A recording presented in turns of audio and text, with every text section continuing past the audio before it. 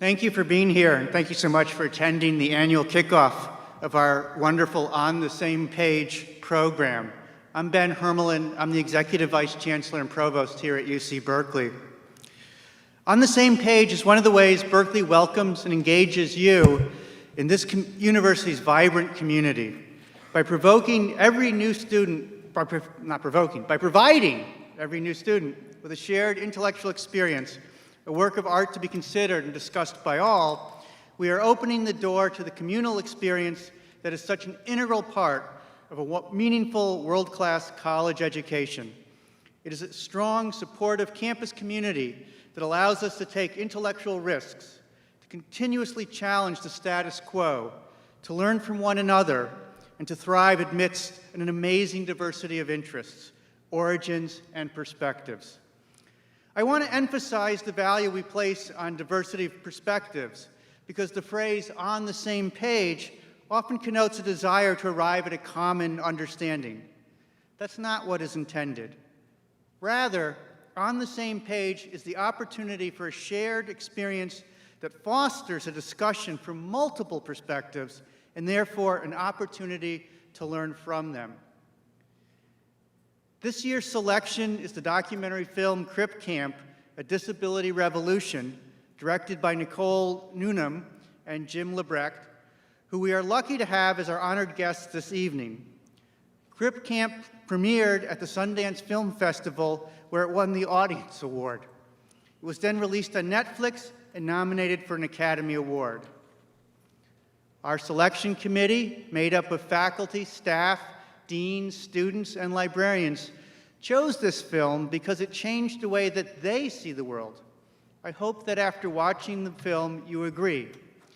Crip Camp provides students and faculty from a wide range of disciplines and backgrounds with all sorts of opportunities and avenues to engage and consider the content in their own ways. The film welcomes and rewards thought and reflection, a standard we hope and intend to uphold across our curriculum. As one student reviewer said, Crip Camp is full of fun, joy, and love, and a film that everyone should see. Before I introduce tonight's guests, I would like to take a moment to acknowledge last week's passing of a distinguished member of our campus community and an executive producer of tonight's film, Raymond Lifshutz. Lifshutz, Professor Emeritus of Architecture and City and Regional Planning, was a pioneer in incorporating accessibility and disability justice into design education. He taught at Berkeley for more than 50 years, beginning in 1972. He received the university's Distinguished Teaching Award in 1976 and the Berkeley Citation in 2008. He was honored with the Association of Collegiate Schools of Architecture Distinguished Professor Award in 2002. This spring, Berkeley awarded him with the Fiat Lux Faculty Award. He was involved in the protests that led to the implementation of Section 504 of the Rehabilitation Act of 1973 that created legal rights for people with disabilities in California and eventually led to the Federal Americans with Disabilities Act. In the words of Renee Chow, William W. Worcester Dean of the College of Environmental Design, Ray was an inspiring and generous teacher, remembered for his formative writing workshops in socially conscious studios. He embodied the Berkeley ethos and his insistence that the built environment should be accessible to all. Now let me introduce tonight's speakers. Nicole Newnham is an Oscar-nominated, Emmy-winning documentary producer and director, 5-time Sundance Film Festival alumnus, and 7-time Emmy nominee. She most recently directed The Disappearance of Sheer Height, which premiered at the 2023 Sundance Film Festival and will be released by IFC Films this fall, and 2 episodes of the Emmy-nominated ESPN landmark Title IX series 37 Words. Nicole co-directed and produced the 2021 Academy Award nominated documentary Crip Camp with Jim Lebrecht. The film won the Sundance Audience Award, as I said, the IDA Best Feature Documentary Award, the Independent Spirit Award for Best Documentary Feature, and a Peabody. Nicole has produced 2 virtual reality films with artist-director Lynette Walworth, that have won an Emmy for Outstanding New Approaches to Documentary, the breakthrough VR work Collisions in 2017, and Awavena in 2019. Both films premiered at the Sundance New Frontiers and were featured in installation form at the World Economic Forum in Davos. Nicole's other acclaimed documentaries include the Emmy-nominated films The Revolutionary Optimists, Sentenced Home, and The Rape of Europa.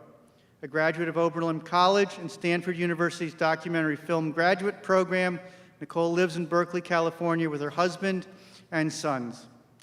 Jim Lebrecht co-directed and co-produced with Nicole this movie that we just saw, the 2021 Oscar-nominated Sundance Film Festival Award winner, Audience Award winner. And he has over 40 years of experience as a film and theater sound designer, mixer, filmmaker, and disability rights advocate. Jim is a member of the Academy of Motion Pictures Arts and Sciences, the Academy of Television Arts and Sciences. Jim is a co-founder of FWD-Doc and the 1 in 4 Coalition, two organizations that support people with disabilities in the entertainment industry. He is a member of the first cohort of the Disability Futures Fellowship and Innovation of the Ford Foundation and the Andrew W. Mellon Foundation. Newnham and Lebrecht are joined in conversation tonight by Karen Nakamura, a cultural and visual anthropologist, a member of our faculty, who researches disability in contemporary Japan and the United States. Professor Nakamura's first book was titled Deaf in Japan, Signing and the Politics of Identity in 2006. Her next project resulted in 2 ethnographic films and a monograph titled A Disability of the Soul, an ethnography of schizophrenia and mental illness in contemporary Japan in 2014. She's currently working on the intersections of transsexuality and disability politics in post-war Japan, as well as a project on disability technology and access, especially in the context of artificial intelligence. Please join me in welcoming Nicole Newnham, Jim Lebrecht, and Karen Nakamura to the stage.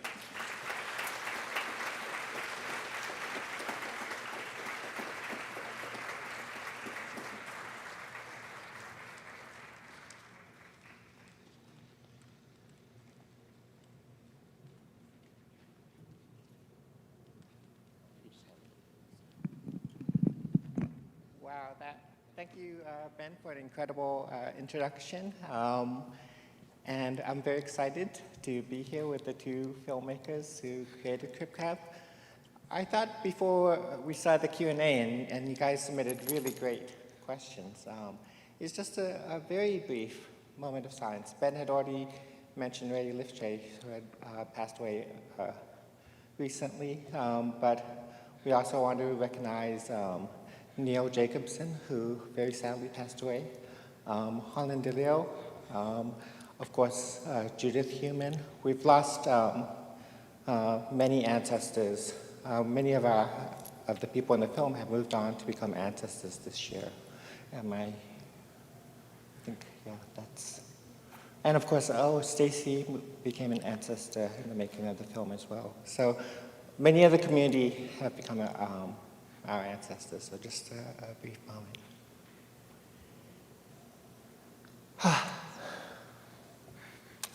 Okay, thank you. So it's so impossible for me to be in this position without just totally fangirling over this. I mean, this is a huge film, and it's just amazing, right? Isn't it great? And so I have a question which comes out of also one of the questions that somebody had submitted, which is, when was the moment you knew this was going to be amazing, right? So the origin story, right? Jim says that you've been friends for a while, and Jim says he wants to, he has this idea about a film about his summer camp, and I can imagine I would do a little eye roll. It's like, yeah, summer camp. But can you tell us about like just the origin story a bit, and then that moment when you knew, hey, this is going to be really amazing? Yeah, I mean, Jim and I had worked together for 15 years.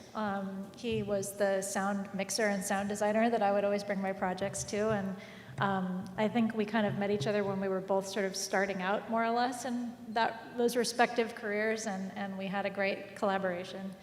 And at a certain point, he said, you know, I'm starting a foundation, and I want to start producing films from my community. And to be totally honest with you, at that point in time, I don't think I really knew there was a disability community.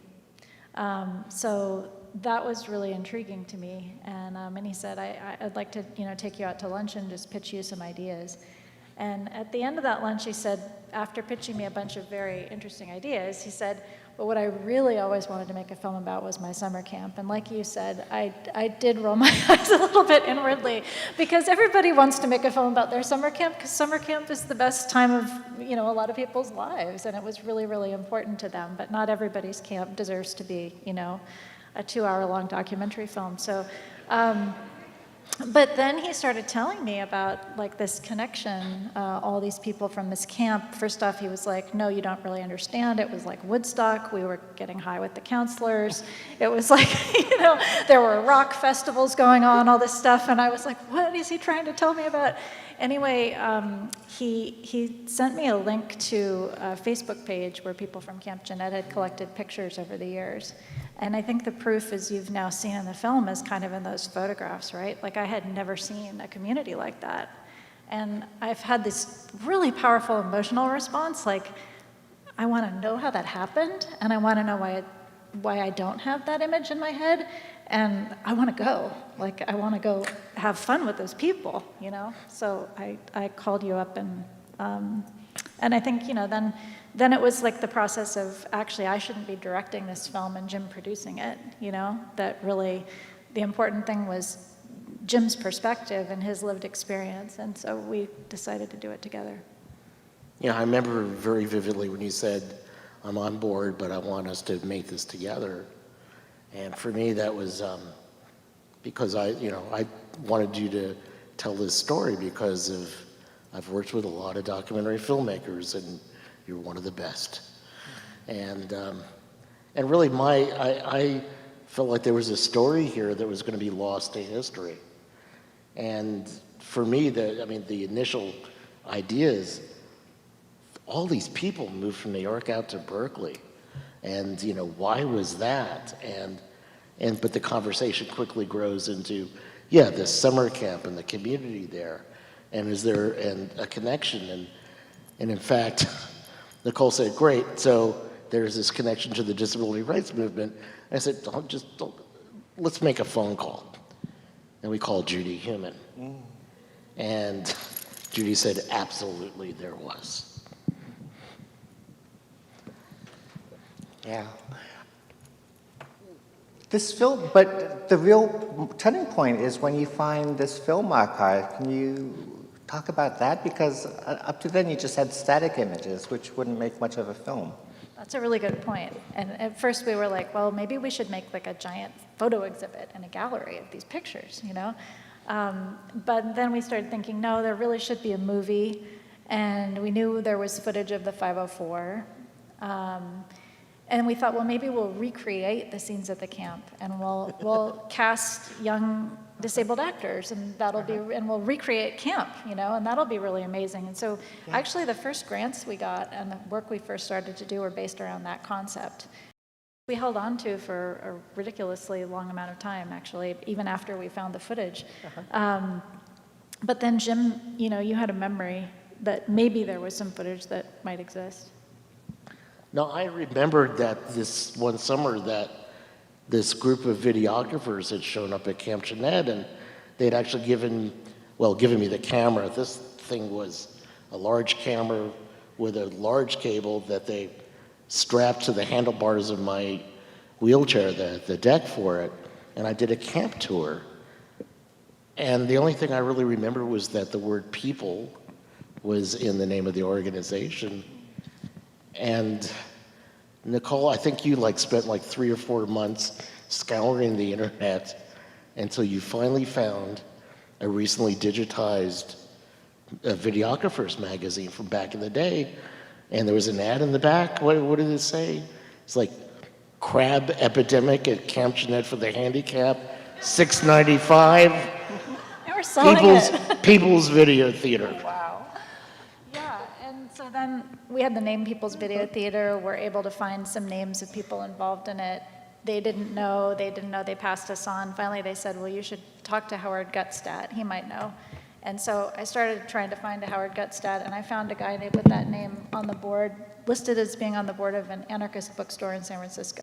And so I called them and I said, can you put me in touch with Howard Gutstadt? And they said, well, we're not allowed to do that, but he is on our board, and if you want to write a note and leave it here, we'll give it to him at the next board meeting. So sure enough, like Jim and I were working away on our, ideas about recreating scenes from the camp when we got an email from Howard, and he said, we have 5.5 hours of footage. We were there for, a week filming, and he remembered you. And we went and met him in a cafe in San Francisco, and when we came in, he burst into tears, Oh, wow. Because you can imagine, like, they were there filming this. They were there filming as part of a radical video coalition, so they weren't just like shooting something like the news. They were really there to empower the community, and they were there to kind of help change and evolve the way the campers saw themselves. And so I think for Jim to be now picking up the story and telling it through his own voice so many years later was just overwhelming to them. And I think that's probably the moment we knew we had something really, really amazing on our hands. And that was even before we saw it. Yeah, then the day that we got, so they were in the process of getting their tapes digitized. We were able to help pay for the rest of the tapes to be digitized. But the day this hard drive showed up in my office at what's known as the Fantasy Building here in Berkeley, and there were these videos, and we just started going one after the other, and we'd stop once in a while and just look at each other.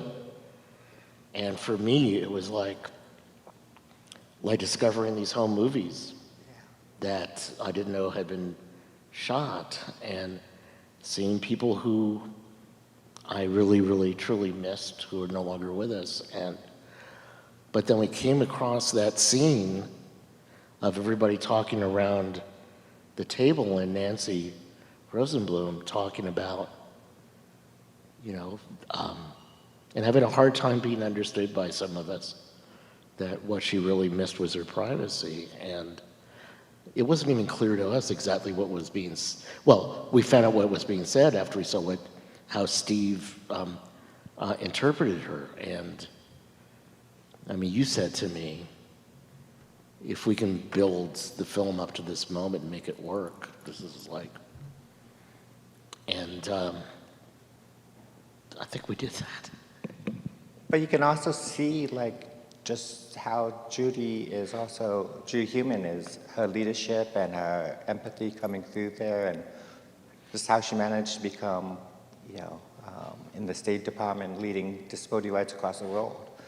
And that colonel is there in the summer camp, and it's just amazing to see that. I mean the parallels between trying to figure out, are we going to have lasagna when the cook is, off or not? And, do we have to have so much starch? And then seeing the parallels between that and how meetings during the takeover of the federal building, there were these parallels there that were just stunning. Yeah.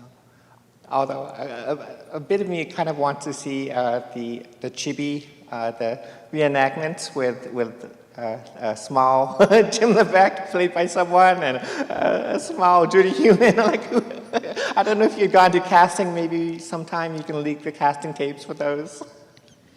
Well, the small Judy Heumann, I mean, for me, one of the most amazing discoveries was that Neil Jacobson and Judy Heumann and Nancy Rosenblum, who Jim was just referencing, that they were all in kindergarten class together, and that they had formed, a community in elementary school, and it was a community that had self-care. They took care of each other. It was a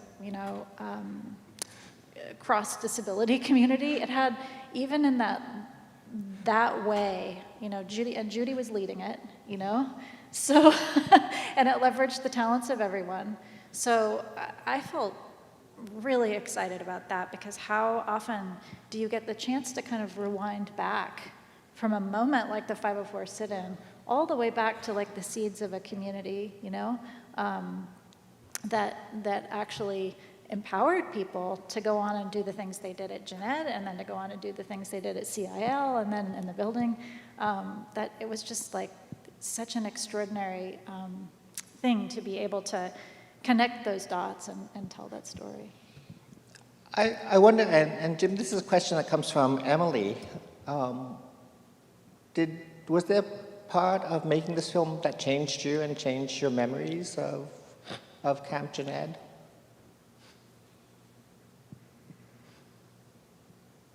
I was so grateful that it really reignited all of these memories there, that, you know, when you see us going into the bunk and after we meet Steve, I remember what that bunk smelled like. And I'm not talking about like dirty laundry. I'm talking about, you know, the raw wood and you know, the pine trees and such outside. So it really elicited a lot of feelings. And I did have one moment when we were working on the film, and that I almost had like a sense memory when you see me with my arm around Nancy, actually feeling what her shoulder and what she was wearing, and which was a little freaky but fabulous. And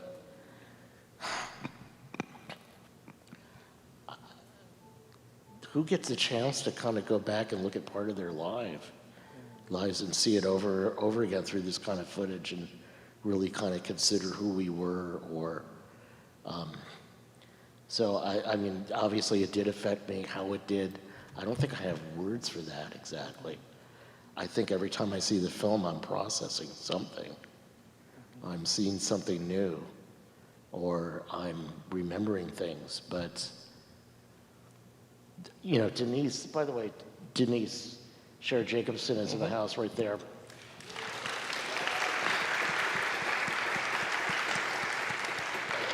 And I will come to this if I don't forget this. And Dennis Billups, you give us a shout. Think he was here? Maybe. Yeah, there he is, right there. Thank you.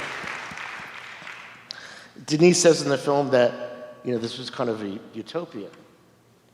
And again, this to kind of answer your question, you don't realize, especially at 15, really how special something is. It's like everything's kind of new. But it really was this place where, for a couple of months, I could just be a teenager. I could just play baseball, or I could just hang out, or do more than hang out. And so I really, I always appreciate whenever I watch the film, that sense of being in a protected space, really, because the world around me really didn't necessarily really want me there, didn't really like me, made my life much more difficult. But I have to tell you, I remember the smell of the meadow that was behind the rec hall, and the sounds. So. Well, through the film, I think the audience, we feel that too. We weren't there, but we can smell it, we can hear it. And it's an amazing experience. From another audience question is, you know, 50 years have passed from the events, and essentially this is a film about a community that changed the world, right? So out of this community came the Rehabilitation Act and the 504 sit-in, and then the ADA movement. And part of my research is to understand how disability movements around the world have organized. And people in Japan will always constantly ask me, do you know Judy Heumann, right? Have you been to Berkeley? And just the events here were really significant. And to be part of that cohort, some of the students are asking, how can they do just a bit of that? Is there a sense at which you felt that you were changing the world, or Is it just something that just happened? Well, I mean, my contribution back in the day was more, I was still in college at UC San Diego when they were taking over the building. But yet, meeting Judy Heumann at Camp Jeanette changed, really set a course for me. Believing that we could actually like fight back and actually achieve gains was really made me happy. And so trying to get involved with Disabled in Action and such, and when I went off to college, it's like the disabled student services were basically non-existent. And something inside of me said, well, I'm going to fix that. And starting to get, you know, a coordinator. And then when they brought in somebody part-time who wasn't disabled, it's like, no, we got to find ourselves somebody who's disabled. And excuse me, UC Riverside, but I stole your coordinator to San Diego. God bless you, Randy Woodard, and helped to establish the Disabled Students Union. So I think in my own way, I was trying to do what I could, and that's always been kind of part of my DNA.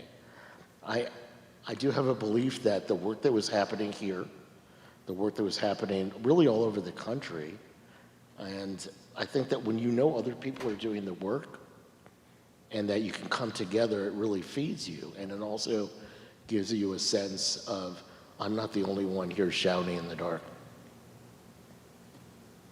I don't know if that was the perfect answer to your question. But. Yeah, no, it's fantastic.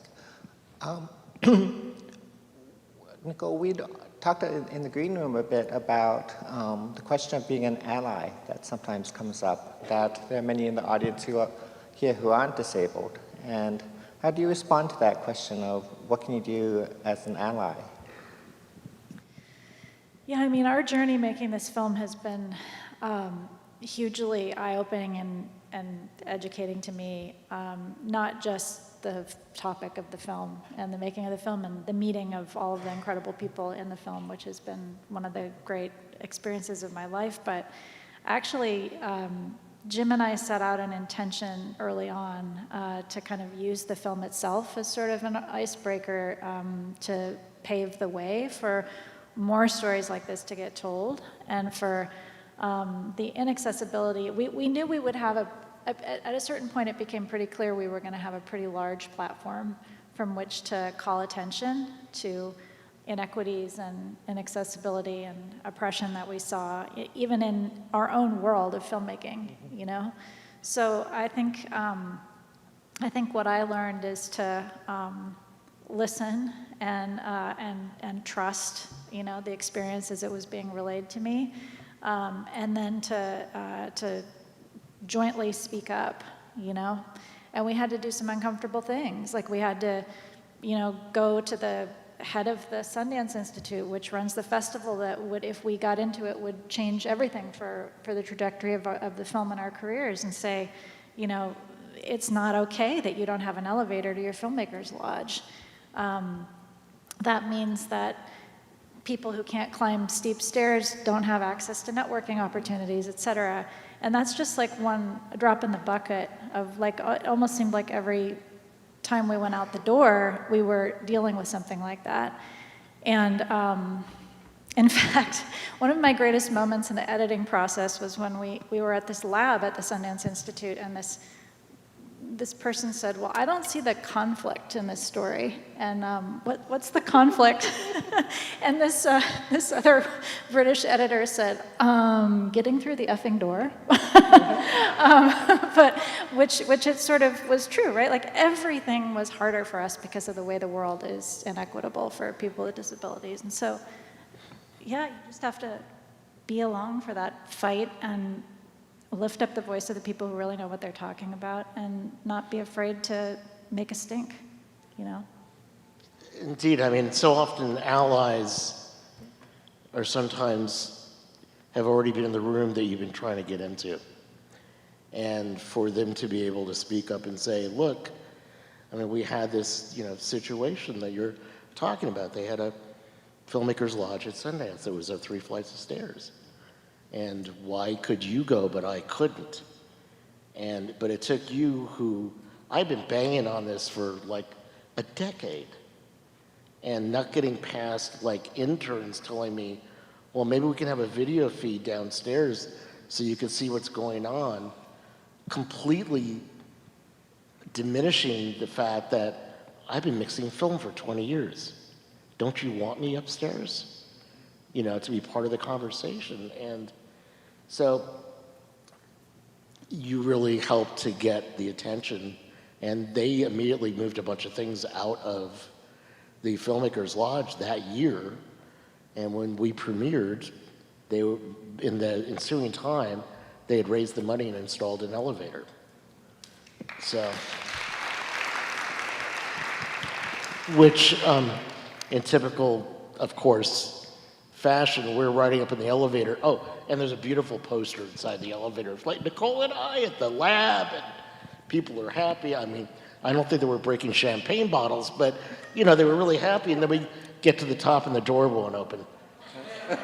And I don't know, and when we left, there was, at the end of that day, there was a board member downstairs crying because we tried so hard.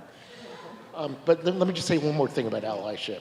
I mean, I think this is the point, that you want to do it, and as what you said, you want to do this together. And that, but when you're in a space in which you realize that there's inequity, and I really embrace this well beyond disability, that I think that it's incumbent upon all of us to say something, to really advocate, saying, what, we don't have everybody here at the table. There are people missing. And I'll say one other thing, especially to the, you know, the incoming students, that, you know, my thought about allyship initially was, well, support your disabled students organization and, you know, such, or, you know, take a wheelchair user out to lunch or whatever, right? But what I think is really most important is that within your circle or within your organization or your special interest group, you look and see, do we have people from my community? And my community is very, very broad. Do we have people here? And if we don't, why? Is it that we have barriers set up, or that we haven't simply made it clear that we're welcoming everyone? Because within your, for lack of a better term, silo, when you're making sure that my community is involved, it's much more powerful, and it has much greater impact that lasts a lifetime. I think what strikes a lot of people is some of the intersections of disability and race that you touch upon in the film. And I was wondering if you could speak to some of them. There's obviously there's an intersection with many of the individuals are Jewish, and that also fits into it.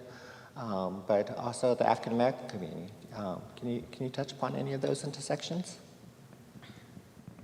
Yeah, I mean, I think it was kind of extraordinary timing in a way that the film came out in the summer of 2020, and we got a lot of feedback from people about how meaningful it was for them to see intersectionality represented in the 504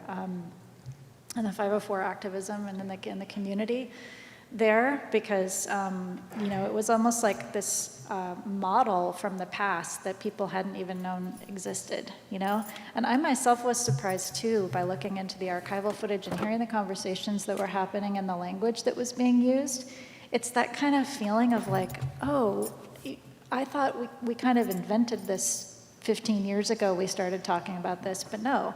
You know, it's, I feel the film is really one of those things where we're trying to give back something that shouldn't have been taken away from us. Like, it should have been a continual conversation. We should know that this protest happened, and that in this protest, it was only successful because people were respectful of intersecting identities and commonalities across different forms of oppression, and they were supporting each other, and they were listening to each other and respecting each other's truths. So showing that in the film was really important to us, but then it turned out that summer that it was, you know, more important than we could have imagined, and that people were actually screening the film outside, you know, at protests and things like that. It was enormously important. And to your point about you know, the Jewish identity of a lot of people at Camp Jened and in the film, I think that's very important. That was something that Denise Jacobson called our attention to right away.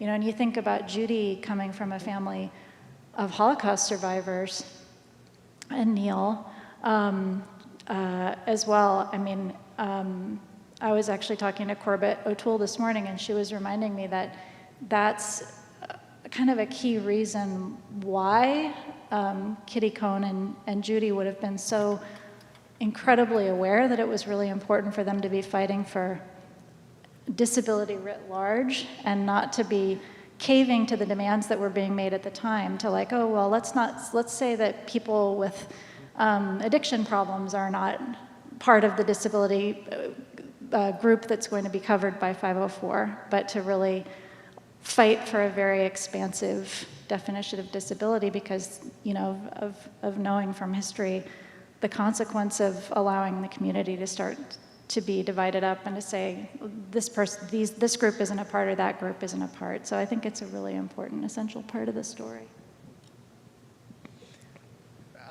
This comes out of one of the questions that was also asked, but eugenics also plays a role, right? I mean, eugenics was behind both the Holocaust, but also the continuing desexualization of disabled kids. And one of the things I really like is that you show, Jim, you said earlier, disabled kids were just as teenagers, right, in the fullest sense. And yeah, that people are hooking up.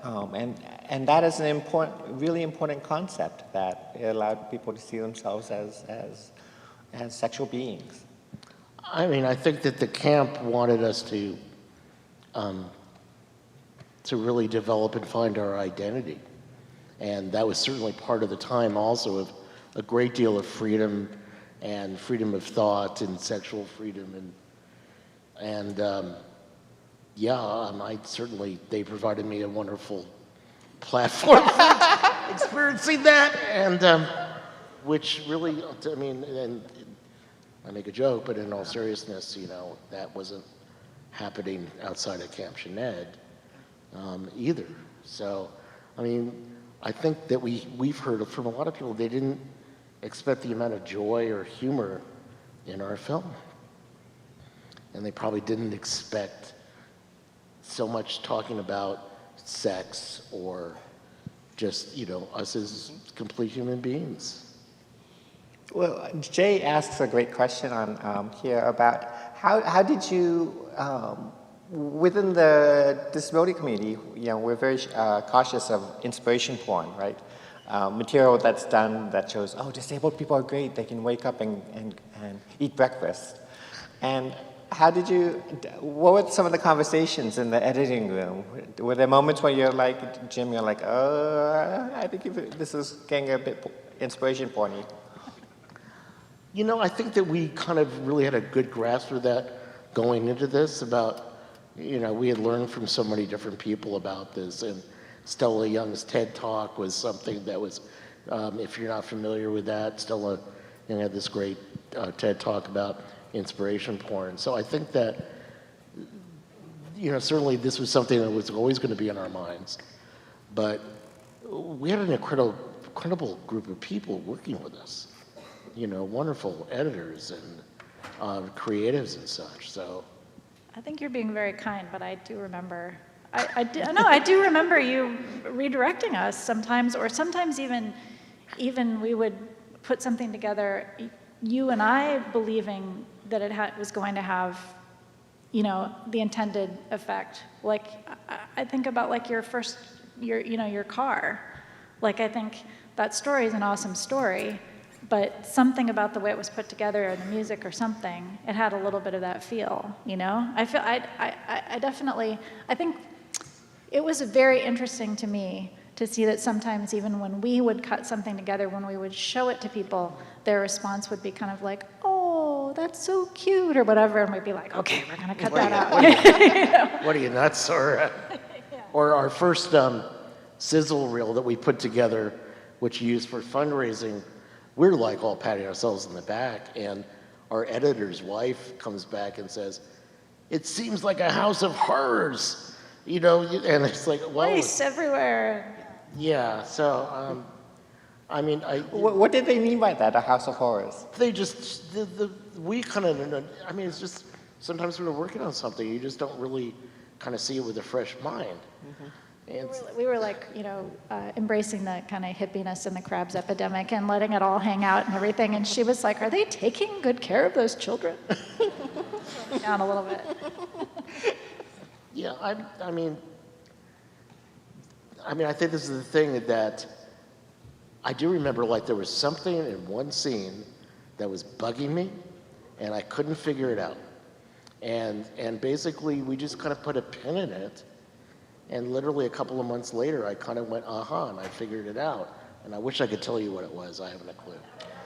But this is the working relationship that we all had, was that respecting each other and knowing that we could always be heard. And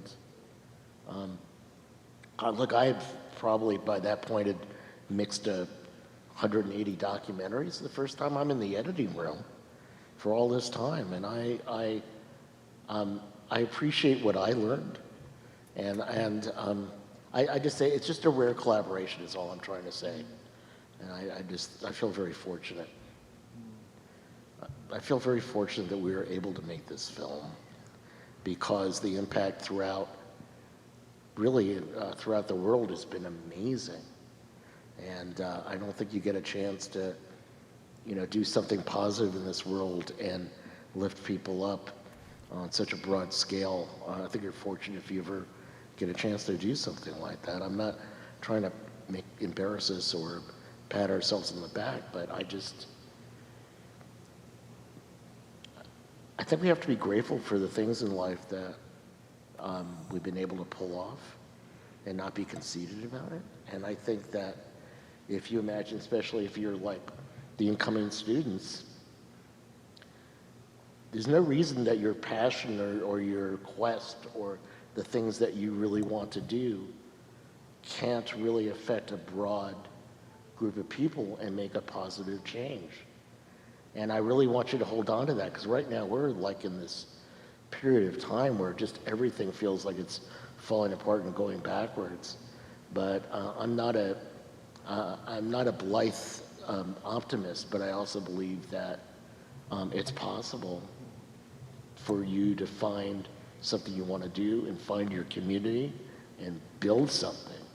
And this film shows how that's possible. This is a question that comes up. Yeah.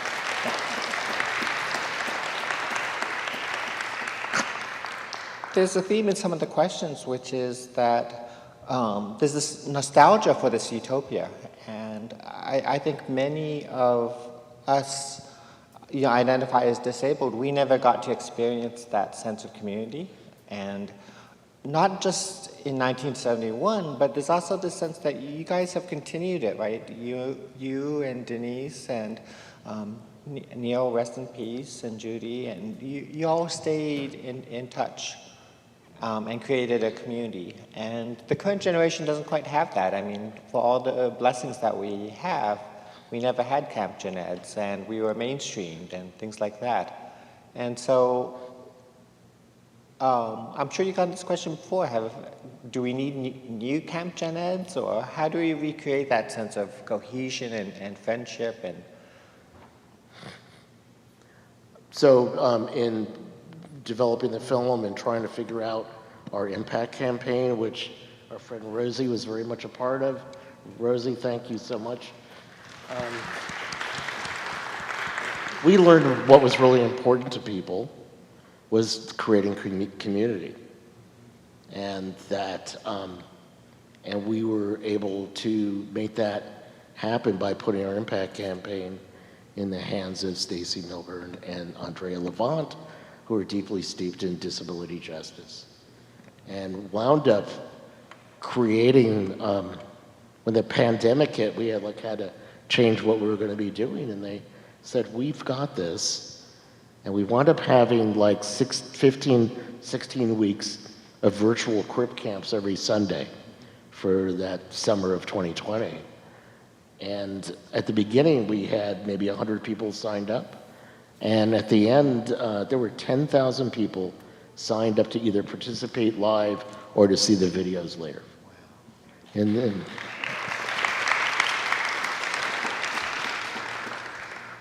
so, I mean, yes, should there be more Camp Sineads? Yes, there should. But what does that mean? That really means a place for people to come together, to learn from each other, and to find that community, because Lord knows, I learned so much just from those summers I was there. And I was mainstream before the people were mainstreamed. And so this is where I learned to instead of being embarrassed, to be prideful for who I was. And so, well, I think what I'm trying to say, there's many ways to recreate camp. And in fact, but what is it Corbett says in our film? You know, all these people from Jeanette came out, what did they do?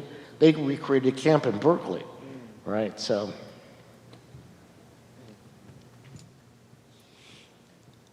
Can you tell us a bit about Forward Doc, the organization that you're making to help create more stories? Oh, Forward Doc. Yeah. Oh, thank you. I mean, it's part of the activist world here that there's an organization called the International Documentary Association, and back in 2016, they were having their biannual convention, and it was all about inclusivity, and there was nothing about disability. And I spoke up, and 2 years later, they supported the idea of having a panel on disabled documentary filmmakers, and then we had a convening in an adjacent room. And like so many other kind of groups that kind of come together at festivals or conventions like this, like ADOC, which is a group of Asian filmmakers, or Brown Girls Doc Mafia, out of that convening came a group of us that started something, Forward Doc, FWD dash doc, which is filmmakers with disabilities. And we have, we become this force, especially in the doc world and the festival world, for breaking down barriers and confronting ableism, and really a voice to help organizations to add accessibility to their DEI. And we have about 800 members now on our Facebook group, and support from foundations. So again, we created Camp Jened by coming together as a group and learning from each other and supporting each other. And there are allies there. They're not like counselors, but they are allies. So it's something that I'm really, grateful again. Yeah. Thank you for asking, though. This is for Nicole. There are many sort of potential filmmakers in the audience, and they want to know, how do you get started? As a filmmaker? Yeah, as a filmmaker. It's funny, I was at an event like this in college, and I saw a film about Harvey Milk, a documentary about Harvey Milk made by a couple of filmmakers from the Bay Area, and it totally changed my life. Like, it showed me that by being exposed to the truth through film, that I could shift the way I saw things, and that could be really liberatory for me. And so I think a lot about that experience of watching that film and how much it inspired me to want to try to tell stories like that. And one thing I specifically loved about that film was that it was a community-held story, and it was told by the community. Which is one of the reasons I think why I was so attracted to trying to work with Jim to tell this story. So I went back to the place that I was from, and which is an island near Seattle, and I told the story that I was most compelled to tell, which was about a friend of ours whose family had been among it was the first Japanese American community to be interned in the war, and this family had a beautiful garden that had been pilfered and destroyed by the neighbors, and it was the story of reclaiming that garden. And I I'd used that film to get into film school, and I worked for many, many years as a researcher, assistant, associate producer, et cetera, until, one day I read a book that I thought, oh, this could be a big film, and I banded together with a number of my friends from graduate school and spent 7 years trying to raise the money to make a film called The Rape of Europa, which was, the story of, what happened to Europe's cultural property and artwork in World War II and people's efforts to save it, and kind of looking at why did the Nazis spend so much effort and time trying to attack culture, and what does culture mean to people. So, along the way, I met people in jobs that I was on that had stories that were very compelling and urgently seemed to need to be told, and I would start working on those films too, and those are the ones I brought to Jim, and it's just evolved. I've always had kind of like films I'm making to make money, and films that I'm making because they're kind of like these passion projects that I can't get out of my head, and they're connected to people that I love. So, yeah, that's how it happened. But it did all literally start in an auditorium like this one. I think instead of saying to yourself, what I'm saying is that why not? Why not you? Well, play around, do something. And there's plenty of, tools out there now that are free or very affordable. And, who's to say that you don't have something really wonderful to make? And whether it's a 2-minute film or whether it's much longer than that. The beautiful thing about art is that if you choose to share it, you're giving something to people. I was just going to ask that because I think one of the things about this generation is that they are the TikTok, Instagram generation, and for many, this might be the first long-form documentary film that they've seen. I know talking to my students that many of them have not sat through long material. For them, 2 minutes is a pretty long TikTok. What do you see? Do you see a future in short form? We were talking earlier about 5-minute films, but is short form the future, or should we abandon narrative film? No, one thing I don't know why this popped into my head, but give the people what they want, right? So some people are gotten used to watching things on their commute or just, and I can doom scroll with the best of them, watching things on YouTube, but I think a good story is a good story. And I think one of the hardest things about editorial and creating it is really trying to find what is the right length isn't really the point, but what moves the story across, what gets to it. And so, and like any documentary filmmaker, our first assembly was 2.5 hours long. They wanted us to get it eventually down to 90 minutes. We got it to 100 minutes, which really felt like lifting 500 pounds just to get that last 10 minutes out of the film. It was really painful. There were stories about Denise's backstory of her life that wound up having to leave the film, and stories about Lionel, the counselor from the South, and how his church came out to when he flew up to New York, like he had never been on an airplane, and just wonderful stories that just in the long run just didn't really quite fit in the film. But there are a couple of things on YouTube, and one of them is a delightful, we put this together for Valentine's Day a few years ago, but Ann Capolo, who you saw in there with the gray hair, when we shot over to their house to interview Anne, Sam, her husband, was there, and he was making his coffee and pastries, and we just started talking with them, and they wound up really, Sam kind of talking about how they got together, and it was just a lovely, just great love story, and And the one story that sticks out within that story is that, Anne knew Judy, and by that she knew Sam, and Sam had been sitting on the fence about, should I propose or not? And she goes, Samala, she's not going to wait forever, with that Brooklyn accent. So, anyway. We're wrapping up. I have a couple of quick questions. Is Denise as funny in person as she is in this film? I am a utter fangirl of her. Yes. Yes. And It was really wonderful and knowing Neil and Denise, that Neil always got the two biggest laughs in the film. And just both of you, yes, she is. And yes, they are, and yes, they were. And anyway. Andy, I think that's the crap. Yeah, she's pretty incredible.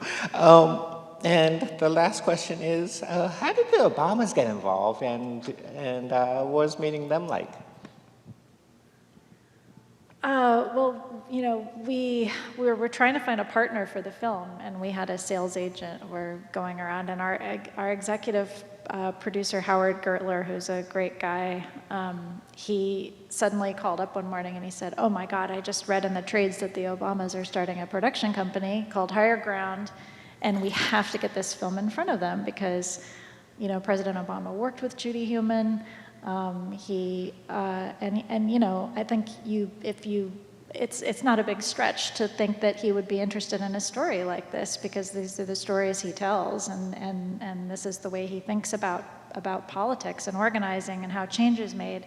So we were very excited about it, but it still seemed like a complete fantasy. And our sales agent went and kind of accosted the woman who had just been hired to run the company. Her name's Priya Swaminathan, and she's an incredible producer, and said, we have this short tape of this project, and we want to share it with you. At that point, we had a big mess of like a 3-hour assembly or something, but we did have this little sizzle reel of the project.